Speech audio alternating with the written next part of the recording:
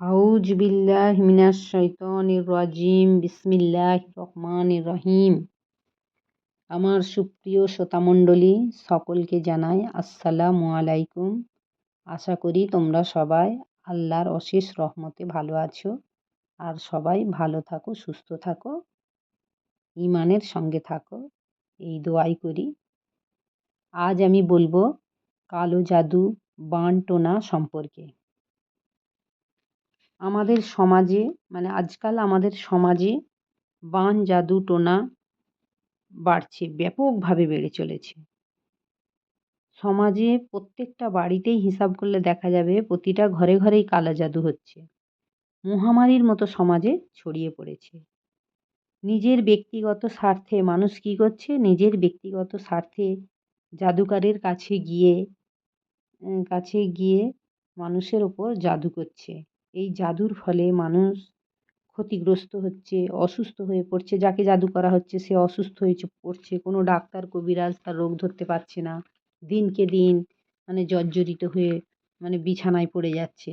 এই জাদুটোনা বেশিটা শাশুড়ি বৌমার উপর করে, বৌমা শাশুড়ির উপর করে, ভাই ভাইয়ের উপর করে, পার্টনার পার্টনারের বিরুদ্ধে করে, আবার বন্ধু বন্ধুর বিরুদ্ধে করে, প্রতিবেশী প্রতিবেশীর বিরুদ্ধে করে, আবার স্বামী স্ত্রী দুজনকে দুজনের দ্বন্দ্ব পাকানোর জন্য আবার বাড়ির কেউ হিংসা করে।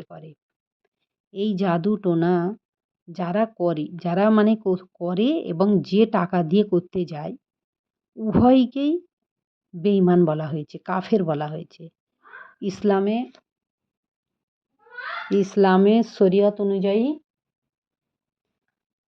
শরিয়ত অনুযায়ী এটাকে তাদের শাস্তি হলো মৃত্যুদণ্ড।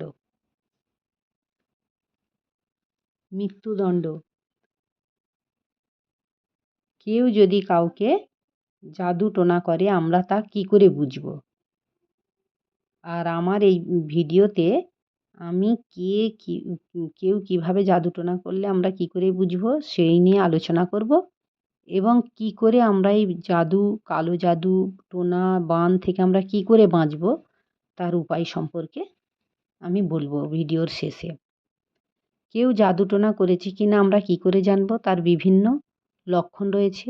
যেমন 1 নাম্বার হলো দিনকে দিন শরীর তার দুর্বল হয়ে যাবে। যাকে জাদু করা হয়েছে তার শরীর দুর্বল হয়ে যাবে, শুকিয়ে যাবে, বারবার কারণ ছাড়াই তার মাথা ব্যথা করবে এবং অসুখ তার লেগেই থাকবে। পরীক্ষা নিরীক্ষা করে কোনো রোগ ধরা পড়বে না। ডাক্তার কবিরাজ দেখিয়েও তার শরীরের কোনো উন্নতি ঘটবে না, যতই ডাক্তার কবিরাজ দেখাক না কেন।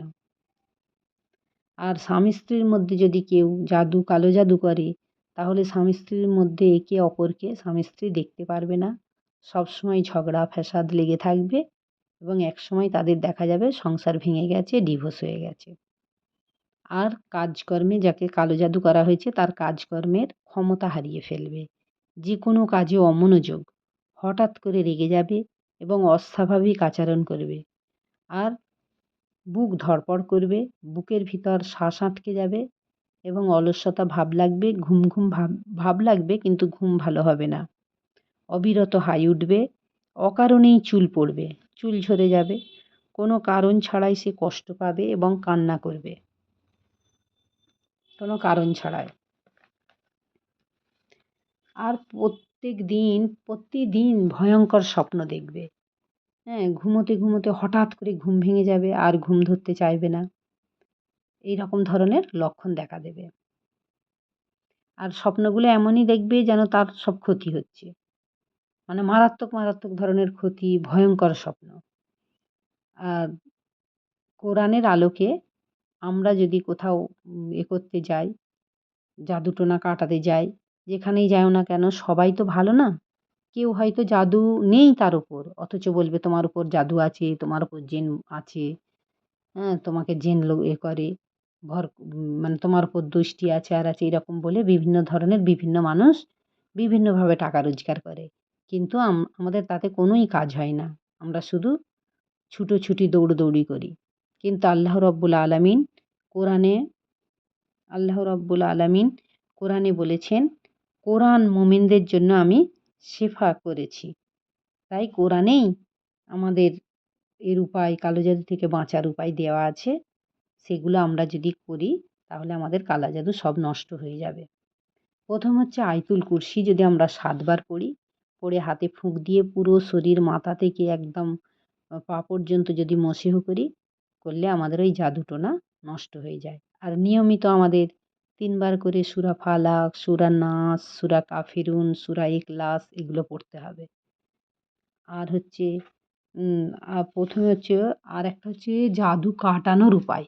এই যে কালো জাদু কাটানোর উপায় কীভাবে করতে হবে? প্রথমে উজু করে আসতে হবে, সূরা ফাতিহা একবার পড়তে হবে, আউযুবিল্লাহ বিসমিল্লাহ সহ, সূরা ফালাক পড়তে হবে, সূরা নাস পড়তে হবে, সব একবার করে। সূরা ইখলাস পড়তে হবে, পড়ে একটা চেয়ারে বসে তারপর আবার সূরা ইখলাস সূরা ফাতিহা একবার পড়তে হবে, সূরা ফাতিহা একবার পড়ে তারপর সূরা ইখলাস পড়তে হবে, তারপর আবার সূরা নাস, সূরা ফালাক, তারপর আবার আয়াতুল কুরসি একবার, আউযুবিল্লাহ বিসমিল্লাহ সহ আয়াতুল কুরসি পড়ে তারপর আবার বিসমিল্লাহ সহ 7 বার সূরা ফাতিহা পড়তে হবে। পড়ে একটা ছুরিতে ফুঁক দিতে হবে। দিয়ে তারপর ওই ছুরিটা মানে শরীরে কোথাও টাচ হবে না। একদম মাথা থেকে মাঝ বরাবর পুরো পায়ের 2 মাঝখানে নিয়ে যেতে হবে। এইভাবে 7 বার করতে হবে। আবার আউযুবিল্লাহ বিসমিল্লাহ সহ সূরা ফাতিহা একবার পড়তে হবে। পড়ে ছুরিতে ফুঁক দিয়ে আবার মাথা থেকে পুরো মাঝ বরাবর একদম মাথা, নাক, বুক একদম এই মাঝখান বরাবর 2 পায়ের মাঝখান দিয়ে পুরো যাবে।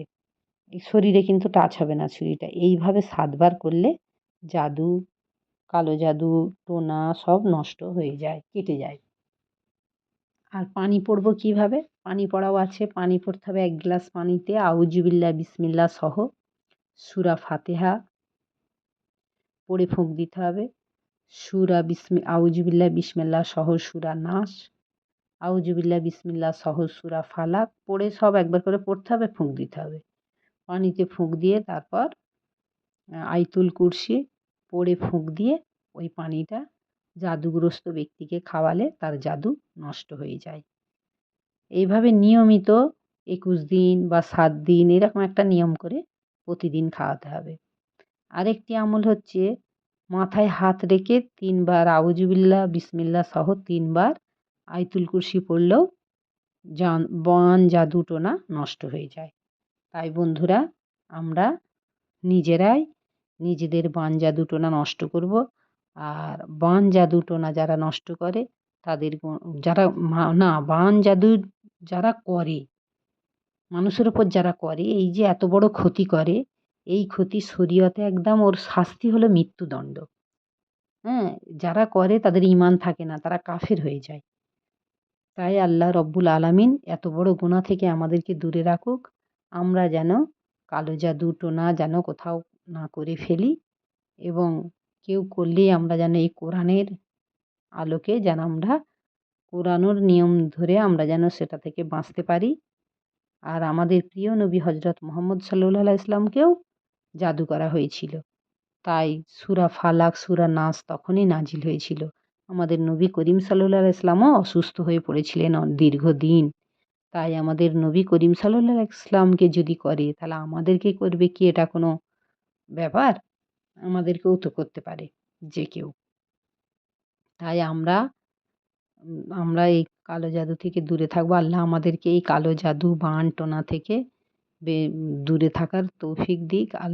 আমিন। আখির দাওয়ানা আলহামদুলিল্লাহি রাব্বিল আলামিন।